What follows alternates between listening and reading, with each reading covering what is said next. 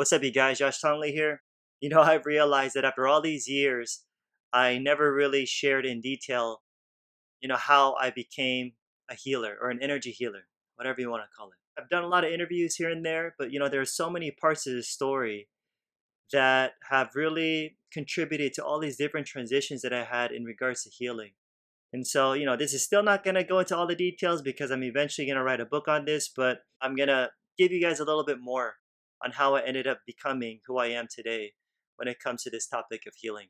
I was raised in a Christian home, and as many of you realize, there's many different types of Christianities, and that's something that a lot of people don't really acknowledge. And so there's some that are more conservative, but I came from the more, you could say, charismatic kind, where we believed in what you would call like spiritual gifts, or you could even call like the quote unquote supernatural gifts, the miraculous gifts. I don't use the word supernatural, I find that as a misnomer. But, anyways, our meetings had people that would be speaking in other tongues, people who would be falling down on the ground. We would call that slain in the spirit.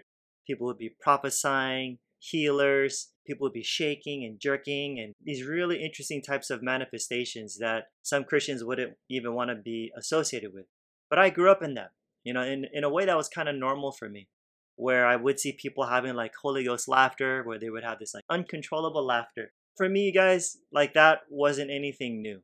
And so I was part of the Christianity that was more of like the Pentecostal, or some would even say the more extreme side, where we would be called like Word of Faith, where we talked about prosperity. We would talk about naming it and claiming it, speaking things into existence.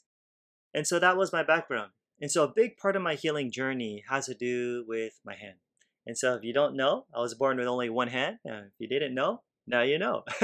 And so not necessarily one hand, but it's more of an underdeveloped right hand. And so I struggle with this a lot, pretty much most of my life, just to be honest with you guys. And when I was a child, what sucks is that I was teased a lot. It's not surprising, but sometimes kids can be pretty cruel. And because of that, I became very, very self-conscious about it, very insecure about it. And so because of that, I wanted two hands. And because I believed in a God, right? I was part of this Christian supernatural culture of a God who does miracles, who is the same yesterday, today, and forever, who is able to heal the blind and raise the dead. I felt like, well, why can't God heal me? And so for many years as a child, I would go to what you would call these miracle crusades, right? Where there are these famous healers from people from all over the world, and they have this gift of healing. And so I'd go to these different crusades hoping to get healed, and nothing would ever happen. And so I struggled a lot with that because I believe that God can heal and do miracles. And so I'd go to sleep many nights just crying and hopefully waking up and I'm like, bam, two hands, I mean, that would be like a big shocker for me, like an answered prayer. But a major turning point for me was when, ooh, thunder. That's a major turning point. But a major turning point for me was when I was 17 years old. And I found out that there was a famous healer in town, probably the famous healer at the time, right? And this is in the 90s. And, no need to mention the person's name. And so I was excited about it. You know what I'm saying? So I was like, dude, I told my friends, I'm going to go to this event and I'm going to come back with two hands. I was telling my Christian friends and I was telling my non-Christian friends. That's a bold statement. Because I was also trying to make it like a way for me to what we would call witnessing, to try to get people to believe in my God and in my faith by demonstrating that our God is powerful, right? And also I wanted to be healed. And so I go to this crusade and there was thousands of people over there. And I was lifting up my hands in the air, crying, and just in a way, just like almost begging God, just like, please heal me, please heal me. And I was nervous, is this going to happen? The room was so intense with so much emotion because obviously there's a bunch of people there who are sick, who are probably dying, people in wheelchairs. I mean, there's an atmosphere of people needing to be healed, probably with a lot of desperation, just like I was. And nothing was happening. My friends were probably wondering what the heck is happening. They weren't really into what was going on because, the faith healer was very showy. People were falling down and speaking in tongues, and my friends didn't really grow up in that kind of stuff. These are my non-Christian friends that I brought. And so I told my friends, I said, hey, take me down to this stage because maybe the faith healer, when he lays hands on me, something might happen. So that was kind of my way of thinking at that time. So I was going downstairs, and there were just so many people, and just so crowded. And then the speaker said, "Come back tomorrow." I was like, "Ah, crap." You know what I'm saying? Like, they didn't get healed. And it was embarrassing too, because I was also trying to show this as a way to show to my friends how powerful God is. So I went back the next day, and obviously nothing happened again. And it was a turning point for me, where it's interesting because I wasn't bitter because of that experience. It was more of a sadness. It was more of a disappointment. Like, maybe God doesn't do these kinds of things today. Maybe it was just stuff that he did back in the day, during biblical times or whatever. And after that day, I, of course, I had a lot of questions. And I found out that one of my teachers at school, I was a senior in high school, was a Christian apologist. And I've never even heard of that word before. And my teacher, who is a Christian apologist, found out that I was a Christian. And so what happened was, well, just to define this for you, an apologist is someone who basically defends. So even there are Muslim apologists, Christian apologists. I started learning about intellectual Christianity. So it wasn't just necessarily what I believe, but why I believe it, where I could be able to defend it. You know what I'm saying? So it's like if someone asks me, how do you know God exists? I will lay out all the philosophical arguments for the existence of God. Or how do you know the Bible is true? And I will lay out all the historical arguments demonstrating that the Bible is true and historical. And so it was all about defending. And so to be honest with you guys, that really did change my life. Because growing up, I was a very simple kid. Like I said, I was going to all these different crusades. Every time there was someone on a pulpit that preached from the Bible, I believed it. You know what I'm saying? I was just a simple kid like that. And for the first time, I started to question. And this is where I could say that me learning apologetics was kind of like a double-edged sword for me, because in one way it got me to be skeptical, which is, I think, a good thing. In fact, I'm still skeptical to this day, unless someone is able to convince me otherwise, right, through some sort of evidence. But what I realized in retrospect is that I was skeptical, but I was a little bit too skeptical. So it wasn't the true meaning of skepticism where you're open. At the time, I claimed to be what you would be called open but cautious. That was like a common term for people like me. Like, I'm open, but I'm cautious. But like I said, in retrospect, I realized that for 8 years, I was more cautious than open. That for 8 years, folks, I was so skeptical that no matter what you presented to me, I would not believe it. No matter what miracle claim you would have to share, stories of people getting healed, like, I'm like, whatever. And I believe that for 8 years, all those guys that I would listen to speak as a child, all those people on Christian television were all phonies. They were all charlatans just asking for your money, or they were probably very genuine and they were just delusional. And so for 8 years, folks, I was probably one of the biggest critics of this healing movement, right? And a lot of people could vouch for this, especially my family, who were so disappointed and upset because of what I became. To just always argue with them. I'd always argue with people at school, at church. There was a lot of drama even at church because of this topic, because I was still part of that church that still believed all these things. And so I was there just sharing my story, and I did it honestly with a pure heart, because I felt like most of my life, or pretty much all of my life, that I was deceived. You know what I'm saying? That's why I wanted to share to so many people. Plus, I had my story of not being healed. For 8 years, like I said, I wasn't just a skeptic, but I was very aggressive with this, right? Where even at school, I got people who were really into this healing stuff to not believe in this stuff anymore. But what really started to change things was when I went to a party back in 2005. And just so you know, I was a b-boy. I was a breakdancer pretty much my whole life. Since I was a little kid back in elementary school, I've been breakdancing. Despite my hand, I can do it. And I was at this party. People started dancing, and I saw this guy that was there. I was like, hey, why don't I just battle this guy? Don't even know who he was. And then the circle opened up, and they started busting my moves. What happened was completely unexpected. I got up after dancing, didn't do anything too crazy, and everything below my waist got super heavy.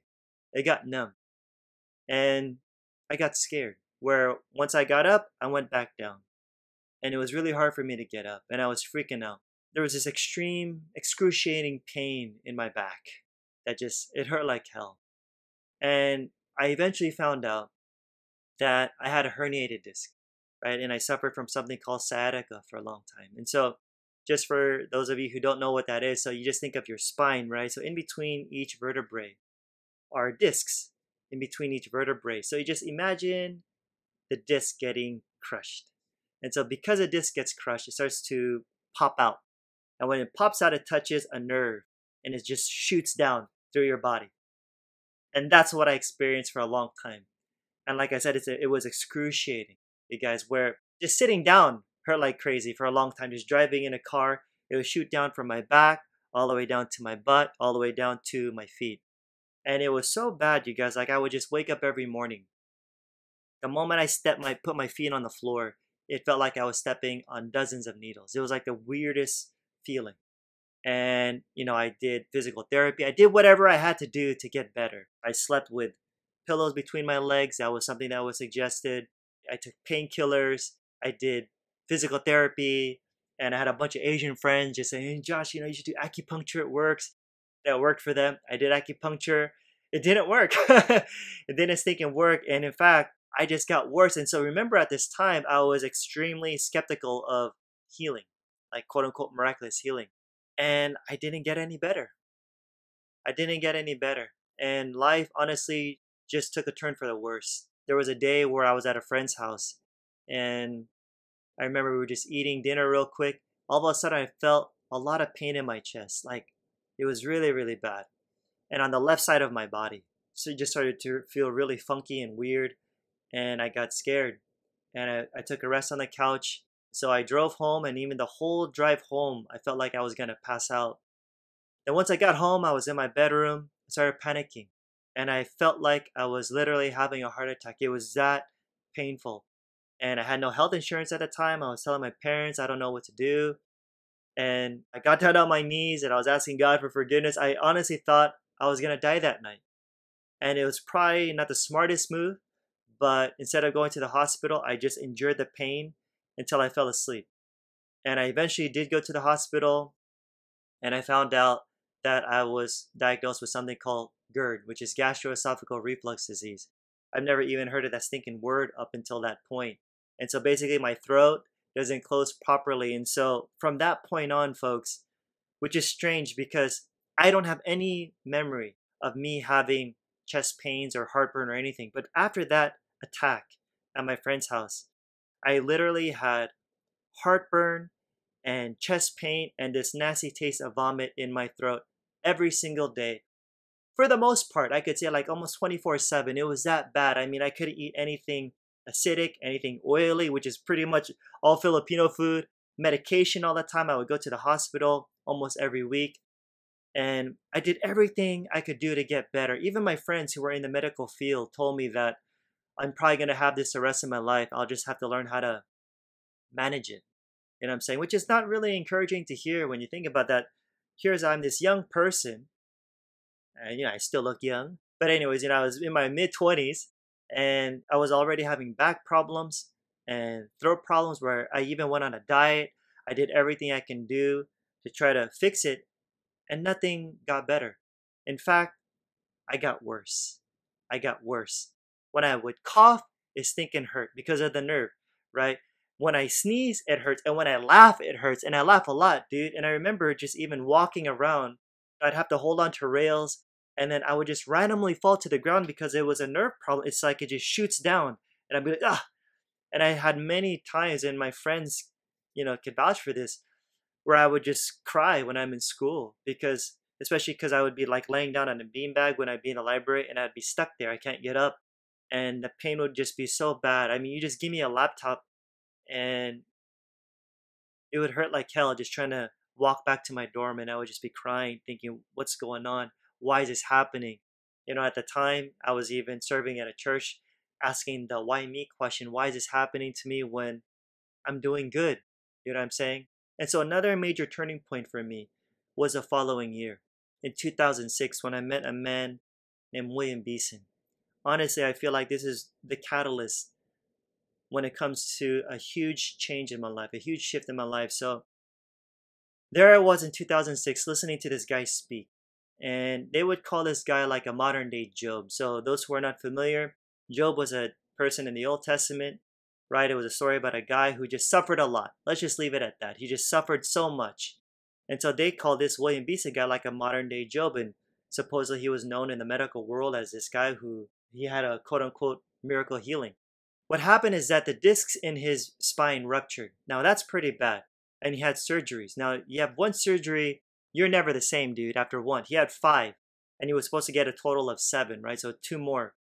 He just kept getting worse and worse. His life was pretty much falling apart. His business, his family was having a hard time keeping it together.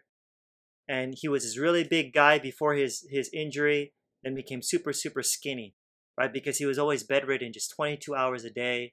And I mean, your body's just never the same. He had no blood flow in his left leg. A lot of people would be praying for him. He wasn't getting any better. And so there I was hearing his story. Then he talks about where he went to this place to receive healing because his wife wanted him to go there to this one church where they had like a healing service.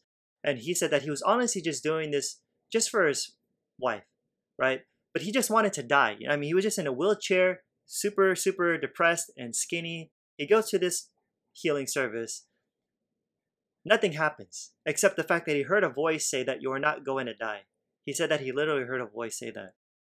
And he was like wondering, well, that's not really encouraging because why would he want to live the rest of his life like this, right? In that state, in that kind of condition. He goes home, he starts journaling because he documents everything. Is that all of a sudden, he felt a strong wind come into the room. And all of a sudden, he was out of his body. And he was in a place that he would describe as heaven, right? Where he saw like these streets of gold, translucent gold, and there were these people there wearing these white robes, and it's as if they knew who he was. And there was this person that was next to him that he identified as Jesus, where he just felt so much love from this being. Long story short, right? This Jesus figure said to Willie that you are going to be 100% healed, restored to your youth. Boom, comes back to his body. He stands up and he says just him standing up with no pain is already a miracle. He walks, no pain. He's thinking runs like a mile or 2 or something like that. And he starts screaming. He's like, I'm healed. I'm healed. God is real. God is real. And there I was listening to this guy's story. I'll be honest with you guys, for the first time in 8 years, I was open. You know, it might be because of my desperation, but it wasn't just that. To be honest, he brought in all the documentation, or a lot of documentation from UCLA. He brought documentation from Germany. And he was this very monotone guy, you know, so he wasn't this like very dynamic speaker, very persuasive. It was really his story and the evidence that he brought in that really got me to become open. Because remember, every story that I've heard, whether a miracle story or people having near-death experiences, I don't believe any of that stuff, honestly, folks. And this time around, I did. I was believing him. I remember there was even a girl not too far from me, another student, saying, I'm a science person, and I don't know how to explain this. And Willie also has a friend who is an atheist who was there during that time of his condition and even up to the point where he was healed. And his atheist friend, I eventually met him later on. His atheist friend was still an atheist. He says, I can't deny of what happened to Willie, that before he was like this and now he's like this. He's completely normal. He's completely healed. But he's still an atheist. He just doesn't know how to explain it. I just backtrack and go back to that day when I met Willie. You know, I approached him after he spoke. I just told him about my back. He did contact me the next day, and he gave me a link to this church where he received that healing prayer from. And so I go to this website, and automatically I was turned off. It was just like a typical charismatic church, you know, and just imagine me rolling my eyes, you know what I'm saying? I started reading the testimony. So it's like a headache being healed. I'm like, you know what I'm saying? That's probably not a big deal. Back being healed, I'm like, could be just psychosomatic or whatever. And then cancer's being healed. I'm like, oh snap. If that's true, that is a big deal. Then I finally saw one testimony that just didn't make sense to me. And there was one where it said that there was an arm growing out or an arm lengthening. And I'm like, what? You know, as I'm thinking like an arm growing out or arm lengthening, it's like, what the hell does that mean? Does that mean that like an entire arm was missing or just like a little bit? I wasn't quite sure, to be honest. And you know, at that moment, you guys, I was extremely, extremely, extremely, extremely, extremely confused. Because you imagine me as a skeptic slash critic for 8 stinking years. Being totally against this stuff, wanting a healing my whole life as a child. And then that happening. Me reading that. And I remember I just shut the computer. I went to the prayer chapel because this was at my school. And I went to the prayer chapel and I just started crying. And for the first time in 8 years, folks, my desire to be healed came back. But I was so confused. And I remember right after that, I set up an appointment. I went to visit the professor. The professor was the one that invited Willie Beeson to speak to us. And so I shared to the professor what I was feeling, what I was thinking. And honestly, I was in his office just crying like a baby, straight up. I mean, it was so bad. Like the professor just was like covering his face like this because I think he was just so hurt for me. I mean, I was telling him, I'm like, is this stuff true? Is this stuff true? The stuff that I'm reading, And I said, I don't want to go to that place and not get healed and get hurt again like I did when I was 17 at that healing crusade. And then my professor said, Josh, I don't know what to tell you. I don't know what to tell you, because he didn't want to see me get hurt. And so I went to this one event that was like considered they would call like a revival, where there's supposedly healings and miracles and all these supernatural things happening. Those things, like I said, I don't like anymore, right? But I wanted to find out more if things were really happening. So I go to this event with my roommate. And I'll be honest, I was turned off at this event. I was like, because I grew up with that kind of stuff. But there were some things that I was like, that seems interesting. That seemed like, how did that person know that? This person knew information about a particular person in the audience. So that got me thinking a little bit. But when I heard everybody speaking in tongues, I was like, I don't like this stuff. We went back to school and I went to the field, like the soccer field. I remember just like talking to God, talking to the universe, whatever you want to call it. Just opening up my heart. I don't know what to believe anymore. But if this stuff is real, because I don't want to be like those guys on TV, those Christian healers. I remember saying that out loud. And I was like, God, if this is real, show me. And folks, when you say something from the bottom of your heart, when you ask and you believe, let me tell you this, that day, God, the universe, answered me. So there I was, just like talking to everybody about it in my dorm, in the cafeteria, just all over campus. And I eventually went to this other event that I was invited to by a famous philosopher who was getting into healing. So I go to this event and I was hoping to get healed again from my hand and nothing happened. But that same day was that event where Willie got prayed for. Since I didn't get healed at this one event, I was like, it's all good. I'm going to go to another event later on. And maybe I'm going to get healed there because some of my family will be there. So maybe it would be nice to have my miracle happen in front of my family. So I eventually go to this other event and Willie was there with support. He's just like a cool guy. He was there supporting me on my journey. And I go to this event and I didn't get healed again. And it's interesting because this time around, it's like I was okay. And it's like back in the day, just like it turned me into this hardcore skeptic. And I was like, I'm not healed now with my hand, but I'm still open. I'm still open, right? Because I still want to learn more. It's like I was super hungry of wanting to explore this world with a different lens, with a different grid. And so I started to go to these other places, find out about these other healers that were more intellectual. Some of them were even skeptics back in the day who became believers in these things. And that's what was really important to me because I didn't like that about the faith healers that I grew up watching. They were very anti-intellectual. Here I was reading these books, going to these events, hearing about these new guys. And my belief in the healing and all those other paranormal, supernatural phenomena, I was starting to see and experience.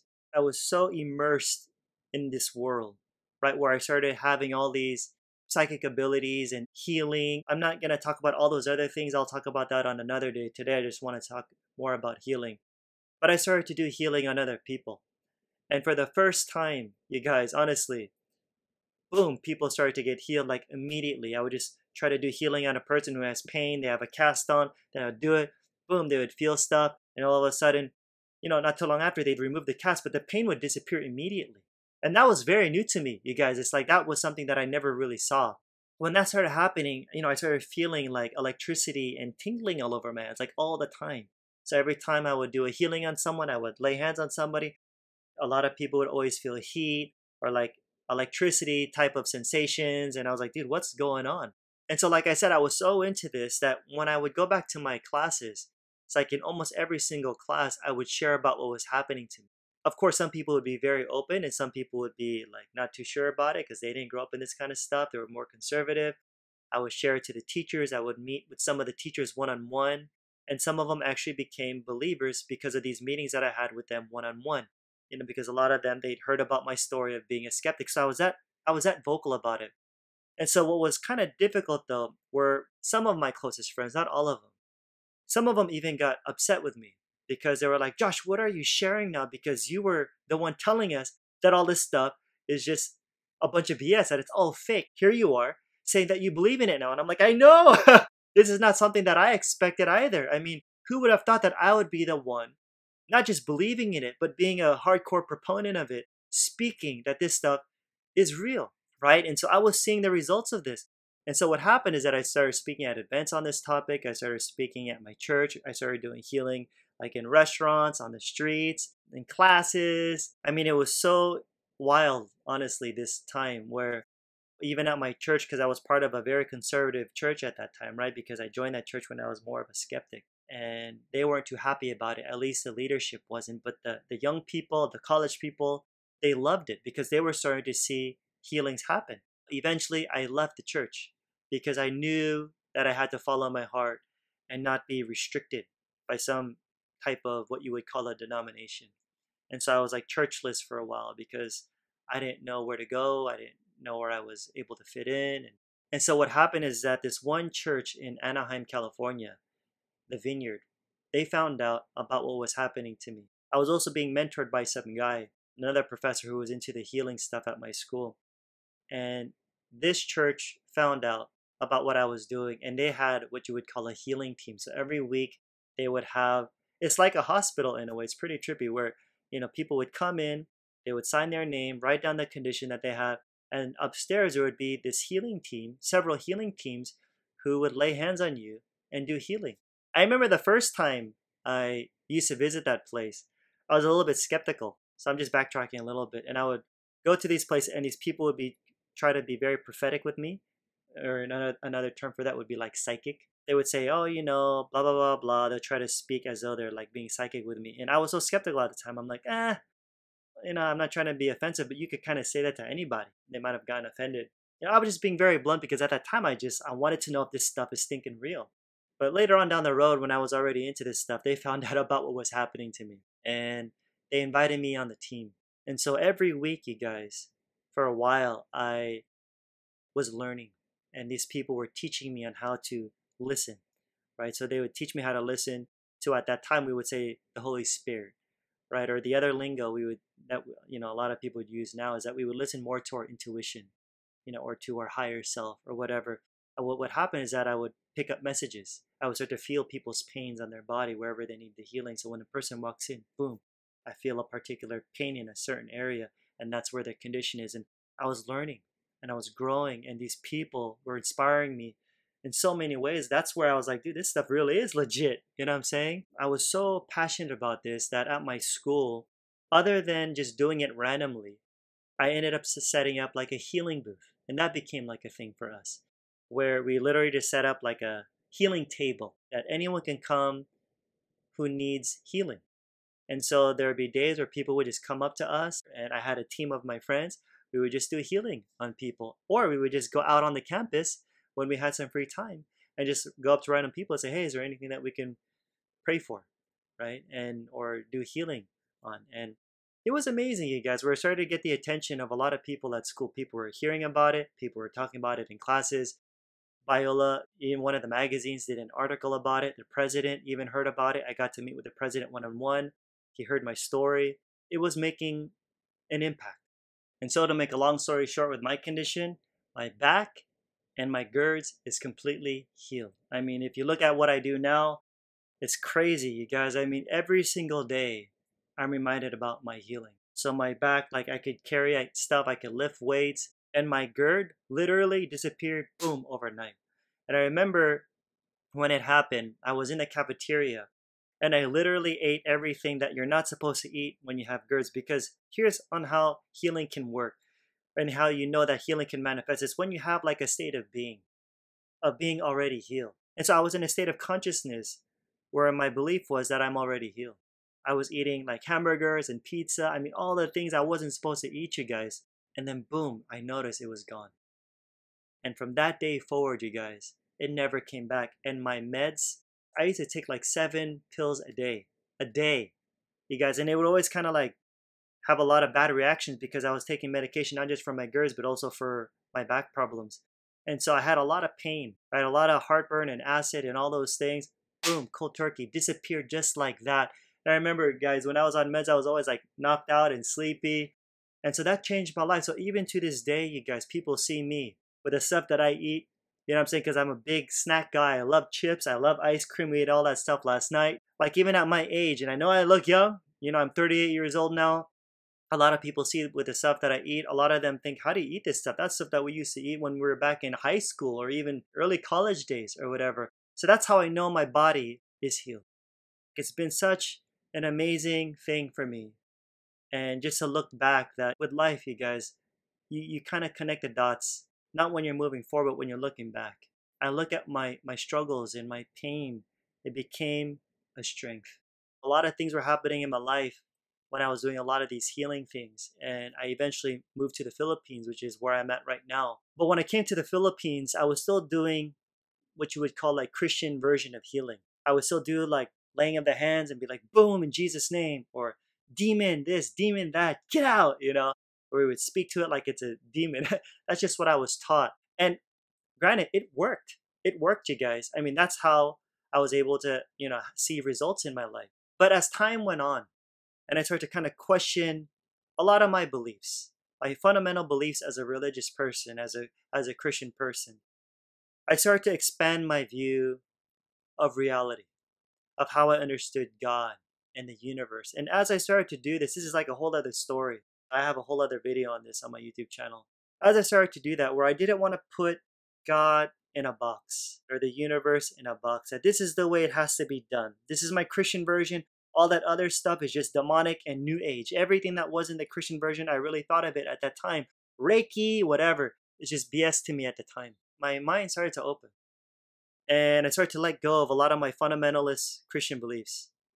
I started to explore other modalities with an open mind for the first time. And I started to learn these things, these other techniques. Right? So I started learning about quantum healing, right? Quantum touch and Qigong and energy healing, etc.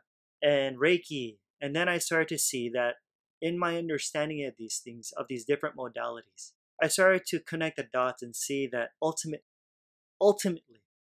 the source is the same. It's just all semantics, right? So it's like I would see, like growing up, I would see a lot of people back in the day at these meetings that I would attend. People would be shaking and having, you know, these experiences in their back and whatever. But back then we would call that like Holy Ghost. The Holy Ghost is upon you. And then I look at these other types of meetings that were outside my Christian grid and be like, no, they would call that Kundalini, right? Or even as a Christian, I would look at these things as like prophetic. It's like it was really a matter of semantics for me. Ever since then, you could even see some of my videos on YouTube. I started doing healing like in a way that's not a traditional Christian way. Just to experiment at the time. I remember that. Just saying, okay, I'm doing it like this. And my mindset is like this. It's completely different than before. And it still worked, you guys. It still had results. And that's when I just kind of kept it more broad. And just to learn about this whole idea of energy. That everything is energy. That love is the source. Love is what heals. And so it's been a game changer for me, you guys. And so, like I said, there's still so much that I could say about my healing journey that I left out. As I mentioned, there's just so many parts to this story that I'm eventually going to be writing a book on this. But this has absolutely changed my life. So it's interesting. It's like you can think of people who look at my hand. And, you know, like I said, it depends on what angle you take it from. So I've had people who are very skeptical of me because they would see me on stage doing healing, teaching healing. And they could be like, why the hell should I listen to this guy? Look at his hand, right? Granted, I get it. It's okay to be skeptical. You should be skeptical. But then there's another angle that people tend to approach me on. And they'll look at me and they'll look at my hand when I'm teaching healing. And they'll be like, you know, it's interesting that this Josh guy teaches healing. And you look at his hand. Why is that? Why is he so confident in what he teaches? Because here's the thing, it's because of my own healing. It's because of the healings that I've seen in my life, since 2006, you guys, of things that I've seen and experiences that I've had. If I've entered into this realm of healing and supernatural paranormal stuff, and I didn't see any healing at all, right? That it was just all about me meeting healers, quote unquote healers, reading books, and if I was still struggling with my conditions, folks, I honestly don't think I'd be as confident as I am today when it comes to the subject of healing, you guys. So the greatest miracle for me was just seeing my own healing of my back and of my girds. From that point on, you guys, my life has never been the same. That's the thing for me, you guys. I don't like being put in a box. So when people want to label me such and such, it's like, whatever, dude. I'm still learning, I'm still growing, but I'm going to keep following my path. And so, just like some of you, why did you guys click on this video? Maybe some of you are sensing that you are to go down this path as a healer. We all can heal, but some of us are kind of gravitated towards this subject because of our experiences, just like me. I'm more drawn to this because of the suffering that I've been through. If you are the type of person who wants to experience healing more, right, and you're questioning yourself, am I a healer? Don't limit yourself. Don't think that it's just a special ability for some people and not for other people. I encourage you to keep going, to keep exploring, to keep learning, to keep practicing. Right? Don't try to think that you have to be perfect in order for you to try. You learn as you go. That's what I tell a lot of people. You learn as you go. You learn as you try. Right? And then when something doesn't happen, you can ask, why didn't it happen? Then you start to learn things about yourself. You learn things about your mindset during those times. And so that's what a lot of people have noticed about me in the States and even here in the Philippines or even other places that I've been to around the world. It's like I don't like just teaching by talking. I usually try to show people by showing. You know what I'm saying? Which is why you've probably seen some of my videos where I try to do a demonstration. Let me show you how this works. And so the rest is history. Yeah. And so if you enjoyed this video, give it a like and a thumbs up. Don't forget to hit that subscribe button and also the bell, so once I put out another video, you guys will be notified right away. And don't miss out on my upcoming webinar, my free live training, my free masterclass that could literally transform your life, because I've had so many testimonies of people who've attended and their lives have been changed even from that day forward. And so you want to sign up now because seats are limited and seats do fill up fast. So I go there right now, look at the description, click on the link and sign up right now to reserve your seat before it gets full. Like I always say, more's coming. Till next time, I'm out. Peace.